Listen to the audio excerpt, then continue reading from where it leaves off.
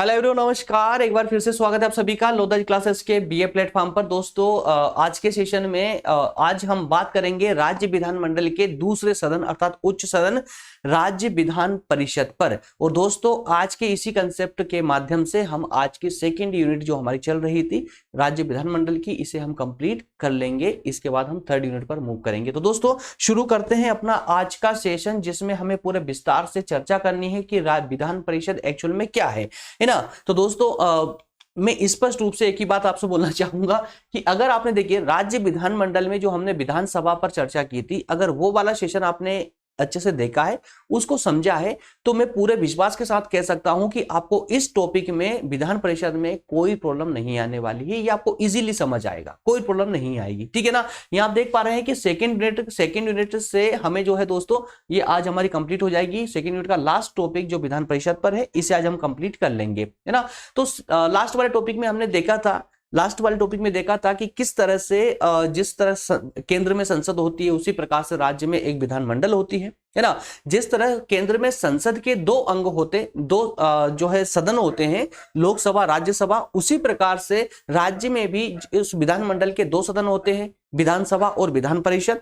ठीक है ना। तो विधानसभा को डिस्कस करते वक्त हमने पूरे विस्तार से और पूरे बेसिक तथ्यों पर चर्चा की थी कि एक विधान परिषद होती क्या है और उससे लगभग क्या क्या उसको शक्तियां प्राप्त है, या किस प्रकार से उसका निर्वाचन, कुल लगभग दोस्तों हमने उस पर कंप्लीट डिस्कशन किया था। ठीक है ना। तो अब आज के सेशन में हमें चर्चा करनी है विधान परिषद पर। तो हम इतना बेसिकली इतनी बात नहीं कर पाएंगे जितनी हमने विधानसभा में की थी, क्योंकि इसके जो बेसिक कंसेप्ट था ना, इस बेसिक कंसेप्ट पर हम पहले चर्चा कर चुके हैं। तो दोबारा से चर्चा करना जो हमें कंटिन्यू फॉलो करते हैं उनके लिए बोरिंग सा हो जाएगा। ठीक है ना। आइए तो डायरेक्टली दोस्तों बात करेंगे विधान परिषद एक्चुअल में क्या है। विधान परिषद क्या है, तो सामान्य रूप से अगर समझा जाए, सामान्य रूप से दोस्तों अगर इसको समझा जाए, तो इसे हम एक अन्य तथ्य के रूप से इस प्रकार देख सकते हैं, समझने के दृष्टिकोण से, व्यवहारिक रूप से, कि जिस तरह से केंद्र में संसद के 3 अंग होते हैं, उसी प्रकार से राज्य में प्रत्येक राज्य में भी जो है एक विधानमंडल होता है। ठीक है ना। विधानमंडल होता है और इस विधानमंडल के भी 3 अंग होते हैं। विधानमंडल के 3 अंग होते हैं। अब इन 3 अंग में पहला अंग कौन सा होता है दोस्तों? पहला जो है, आप किसी को भी रख सकते हैं, कोई दिक्कत नहीं है, विधानसभा बोल दीजिए आप, विधानसभा। दूसरा सदन होगा, दूसरा अंग होगा इसका विधान परिषद, और तीसरा होगा इसका राज्यपाल। अब यहां पर ये सिर्फ आपको समझाने के लिए जरा इसको देखिए। जिस तरह हमने केंद्र में देखा था कि केंद्र की जो संसद हुआ करती थी, ये राज्य की बात थी, लेकिन जब हम केंद्र की बात करते हैं तो दोस्तों केंद्र में संसद होती है। संसद के भी 3 अंग होते हैं ना। एक राष्ट्रपति साहब होते हैं, दूसरी लोकसभा होती है, ठीक है ना, और तीसरे क्या होती है दोस्तों? राज्यसभा। उसी प्रकार से जैसे केंद्र में राष्ट्रपति होते हैं ना, तो राष्ट्रपति राज्य में कौन होते हैं? राष्ट्रपति का छोटा रूप राज्यपाल, है ना। केंद्रीय संसद में लोकसभा होती है, तो लोकसभा का स्थान किसने लिया राज्य में? विधानसभा ने। और उसी प्रकार से राज्यसभा का स्थान विधान परिषद ने। तो चूंकि हम राज्यसभा को पूरे विस्तार से पढ़ चुके हैं, हमने देखा था कि ये एक स्थायी सदन है, ये कभी पूरा भंग नहीं होता है, इसके हर 2 वर्षों में 1/3 सदस्य बदलते रहते हैं, सेम टू सेम कंडीशन इसकी है। और विधानसभा में हमने देखा था कि विधानसभा का कार्यकाल कितने वर्षों का था? 5 वर्ष का। लेकिन विधान परिषद के सदस्यों का कार्यकाल की बात करेंगे, अगर विधान परिषद के कार्यकाल की बात करें ना, तो इसका कोई कार्यकाल नहीं है। क्यों? क्योंकि ये स्थायी सदन है, ये एक स्थायी सदन है। विधानसभा में जो बैठते हैं उनको हम क्या बोलते हैं दोस्तों? एमएलए बोलते हैं ना, एमएलए बोलते हैं। और विधान परिषद में जो बैठते हैं उनको एमएलसी बोलते हैं। क्या बोलते हैं दोस्तों? एमएलसी। ठीक है ना। तो ये एमएलए, इनका कार्यकाल होता है 5 वर्ष का। और इन एमएलए का कार्यकाल समाप्त होते ही विधानसभा भी भंग हो जाती है, फिर नई विधानसभा का गठन होता है। लेकिन यह विधान परिषद की जब बात करते हैं, तो ये एमएलसी है ना, इन एमएलसी का कार्यकाल होता है 6 वर्ष का। लेकिन एक साथ सभी एमएलसी नहीं हटते हैं, बल्कि प्रत्येक 2 वर्ष में 1/3 3 में से 1 है ना, तो 1/3 सदस्य यहां से एमएलसी हटते हैं और हाथों हाथ नए आ जाते हैं। इस प्रकार से विधान परिषद जो है कभी भंग नहीं होती है। इसी कारण से इसे राज्य विधानमंडल का स्थायी सदन कहा गया है। स्थायी सदन, जैसे केंद्र में राज्यसभा को उच्च सदन कहा गया था, स्थायी सदन है, उच्च सदन है, उसी प्रकार से विधान परिषद भी राज्य में स्थायी सदन है और उच्च सदन है। बस एक बात आपको यह याद रखनी है कि ये जो विधान परिषद है, अभी वर्तमान की अगर बात करें तो लगभग 6 राज्यों में ये है, मतलब सभी राज्यों में विधान परिषद नहीं है। सभी राज्यों में विधान परिषद नहीं है। पहले 7 राज्यों में हुआ करती थी, जम्मू कश्मीर के विघटन के बाद में अब से जो है 5-6 राज्यों में अब है, ठीक है ना। तो 6 राज्यों में मात्र विधान परिषद है। विधान परिषद अर्थात की विधानसभा, विधान परिषद और राज्यपाल, तीनों अंग, विधानमंडल के तीनों अंग अभी सिर्फ 6 राज्यों में है। बाकी के राज्यों में सिर्फ 2 ही अंग है, कौन कौन, विधानसभा और राज्यपाल, विधान परिषद नहीं है। इतना बस याद रखिएगा आप लोग, ठीक है। अब आइए, अब इस डिस्क्रिप्शन को पढ़ लीजिएगा, आपको ये पूरा क्लियर हो जाएगा। एक बार मैं पढ़ के दिखा देता हूं आपको। राज्य विधानमंडल के दूसरे सदन अर्थात उच्च सदन को विधान परिषद कहा जाता है। ये एक स्थायी संस्था है। राज्य के विधानमंडल का दूसरा या उच्च सदन विधान परिषद की दृष्टि से ये एक स्थायी सदन है ना, ये एक स्थायी सदन है। पूरी विधान परिषद क्यों स्थायी सदन है, क्योंकि ये कभी भी भंग नहीं होती, पूरी विधान परिषद कभी भंग नहीं होती है ना, इसको कभी भंग नहीं किया सकता। इसके सदस्य है वो 6 वर्ष के लिए आते हैं, प्रत्येक 2 वर्ष में, हर 2 साल में 1/3 सदस्य बदलते रहते हैं। इसके क्या होता है, जितने भी सदस्य है, जितने भी सदस्यों का प्रावधान किया गया है, जितने भी सदस्य है उस सदस्यों में से क्या होगा कि 1/3 सदस्य मतलब विधान परिषद का तीसरा हिस्सा, 1/3 सदस्य जो है हर 2 साल में हटेगा और नए सदस्यों का निर्वाचन कर लिया जाएगा। अब निर्वाचन कैसे होता है वो बात भी हम आगे करने वाले हैं, है ना। इसका निर्वाचन थोड़ा सा हटके होता है, वो हम देखेंगे, कुछ निर्वाचक मंडलों के माध्यम से होता है। तो यहां पर बस आपको लोग कितना याद रखना है कि इनका कार्यकाल 6 वर्ष का होता है। किसका, विधान परिषद का कार्यकाल नहीं, बल्कि विधान परिषद के सदस्यों का अर्थात एमएलसी का। कितना कार्यकाल होता है, 6 वर्ष का कार्यकाल होता है।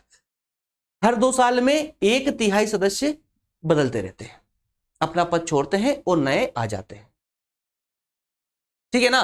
तो संविधान में व्यवस्था भी की गई थी कि राज्य विधान परिषद के सदस्यों की संख्या कितनी होगी, तो संख्या की भी बात की गई थी कि वहां पर स्पष्ट कहा गया संविधान में कि जिस राज्य में भी विधान परिषद होगी उस विधान परिषद के सदस्य उस राज्य की विधानसभा के 1/3 सदस्यों से अधिक नहीं होना चाहिए।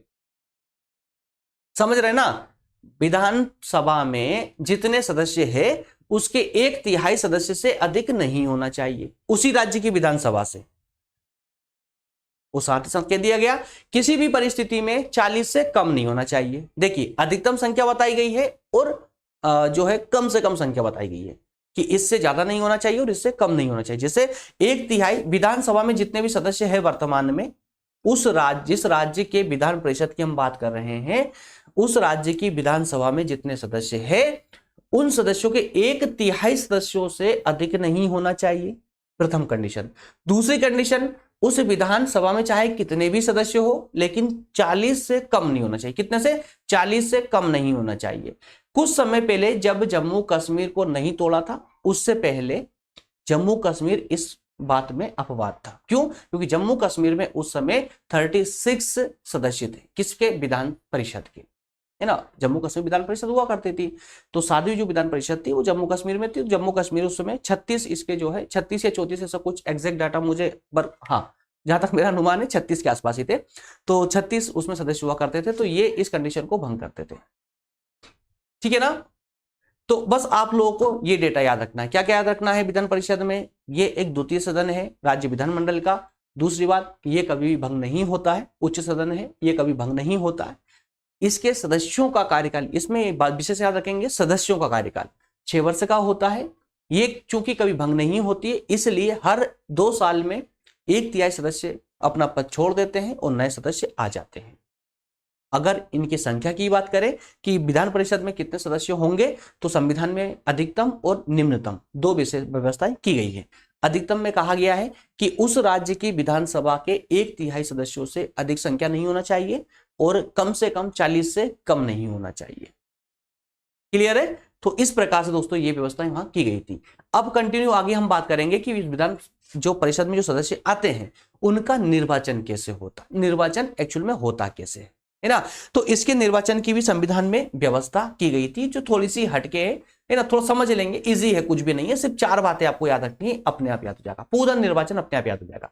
सबसे पहले अप्रत्यक्ष रूप से इनके सदस्यों का निर्वाचन होता है, कोई जनता इनका निर्वाचन नहीं करती है, याद रखिएगा। जैसे केंद्र की जब हम बात करते हैं तो केंद्र में कौन से सदन का निर्वाचन जनता करती थी, तो आप बोलेंगे निम्न सदन का, मतलब लोकसभा का।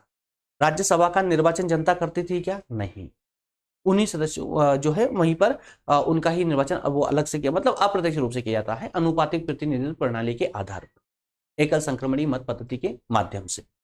तो वहां पर जिस प्रकार से केंद्र में जिस तरह से राज्यसभा के सदस्यों का निर्वाचन होता था, उसी प्रकार से राज्य में भी विधान परिषद के सदस्यों का निर्वाचन होगा, अर्थात अप्रत्यक्ष प्रणाली के माध्यम से, ठीक है। लेकिन यहां पर एक नई बात यह डाली गई कि इस परिषद विधान परिषद के सदस्यों का निर्वाचन करने के लिए विशेष रूप से 4 प्रकार के मंडलों की व्यवस्था की गई है। 4 प्रकार के निर्वाचक मंडल होंगे। कितने प्रकार के, 4 प्रकार के निर्वाचक मंडल होंगे जो विधान परिषद के सदस्यों का निर्वाचन करेंगे। पहला, अब देखिए याद रखना बहुत आसान है, कुछ भी नहीं। पहला क्या है, स्थानीय संस्थाओं वाला मंडल। क्या है दोस्तों, स्थानीय संस्थाओं वाला मंडल। भाई स्थानीय संस्थाओं वाले मंडल का मतलब क्या हुआ कि उस राज्य में जो स्थायी संस्थाएं हैं, स्थायी संस्थाएं कौन सी होती है, भाई सरकारी जो संस्था है, स्थायी संस्था, जैसे नगर पालिका है, जिला परिषद है ना। तो ऐसी जो संस्थाएं होगी, जो भी स्थायी संस्थाएं होंगी, उनके द्वारा कुछ सदस्यों को निर्वाचित किया जाएगा, ठीक है ना। तो उस राज्य की स्थायी संस्थाओं का निर्वाचक मंडल इसे कहा गया है।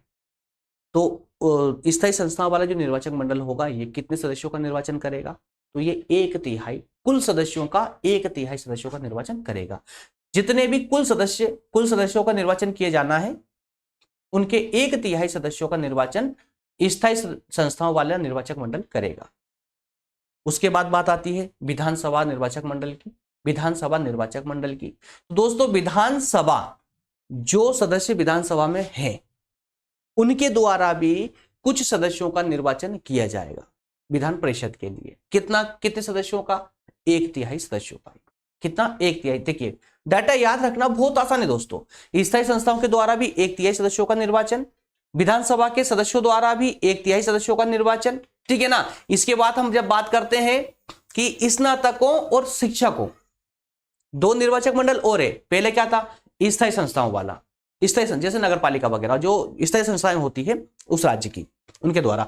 एक होता है विधानसभा के द्वारा, है ना। भाई विधानसभा तो करेगी ना यार, उनका तो अधिकार भी बनता है। और इसके अलावा 2 मंडल और है निर्वाचक मंडल। एक स्नातक पास, मतलब कि पढ़े लिखे बच्चे जो स्नातक कर चुके हैं और स्नातक की डिग्री लिए हुए कम से कम उनको 3 साल हो चुके हैं। और दूसरा मंडल है अध्यापकों का, टीचर्स का, जिन्हें पढ़ाते पढ़ाते कम से कम 3 वर्ष हो चुका है किसी भी सरकारी कार्यालय में, सरकारी स्कूल में या कॉलेज में। क्लियर है। बस ये 4 बातें आपको याद रखनी, 4 मंडलों का नाम याद रखना है। स्नातकों का निर्वाचक मंडल, तो भाई ये कितनों का मनोनीत करेंगे, ये कितनों का निर्वाचन करेंगे, तो ये कुल सदस्यों के 1/12 भाग का निर्वाचन करेंगे। कितने, 1/12 भाग का। तो भाई जब अध्यापकों का निर्वाचक मंडल की बात करते हैं तो ये करेंगे 1/12 का। देखिए अब याद रखना कितना आसान है, स्थायी संस्था वाला मंडल और विधानसभा वाला निर्वाचक मंडल दोनों 1/3 सदस्यों का निर्वाचन करते हैं। शिक्षक और स्टूडेंट, है ना, एक शिक्षकों वाला है, एक टीचर वाला है और एक स्टूडेंट वाला है। तो टीचर वाला जो मंडल है और एक स्टूडेंट वाला जो मंडल है ना, अध्यापकों वाला, स्नातक वाले, दोनों 1/12 भाग का के सदस्यों का निर्वाचन करेंगे, कुल सदस्यों में से 1/12 भाग का। इतना क्लियर होगा दोस्तों, ठीक है ना। अब जो शेष पार्ट बचा हुआ है, कितना, 2/3। आप कीजिएगा, देखिए 1/3 हो चुका है, फिर 1/3 हो चुका है और 1/12 हो चुका है, फिर 1/12 हो चुका है ना। तो यहां पर एक पार्ट बचा हुआ था, उस एक पार्ट में से 1/12 अब बचा हुआ है 10/12। 10/12 भाग बचा हुआ है।